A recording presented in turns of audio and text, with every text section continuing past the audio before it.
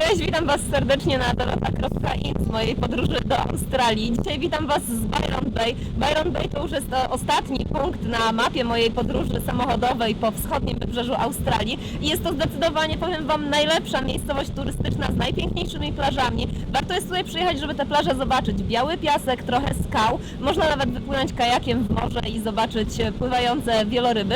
Można też tutaj nauczyć się surfowania, jest to mekka surferów i ja też jutro będę miała swoją pierwszą lekcję, także trzymajcie za mnie kciuki. Dzisiaj niestety pogoda, jak widać, jest dosyć wietrzna, także pływać nie będę mogła, ale jutro ubieram piankę, także mam nadzieję, że uda się z tego też nakręcić dla Was ciekawy film i zobaczycie, jak sobie radzę albo i nie w wodzie na desce.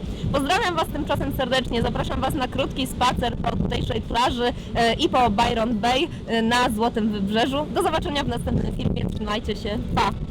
Byron Bay to zdecydowanie dwie najładniejsze plaże, jakie widziałam w całej Australii podczas mojej podróży, położone po obu stronach półwyspu. Jest też latarnia morska, tutaj można spotkać bardzo wielu surferów, windsurferów, kitesurferów. To świetne miejsce, żeby zacząć naukę tych sportów, bo tutaj zawsze są odpowiednie warunki.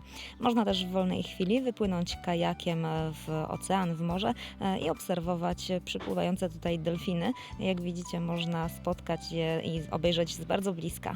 Chyba nigdzie indziej woda nie miała tak pięknego turkusowego koloru, nie było tylu przystojnych mężczyzn naraz, a w dodatku można sobie pobiegać po plaży, jeśli nie uprawiacie sportów wodnych, a jest po czym, bo mierzy ona kilka dobrych kilometrów.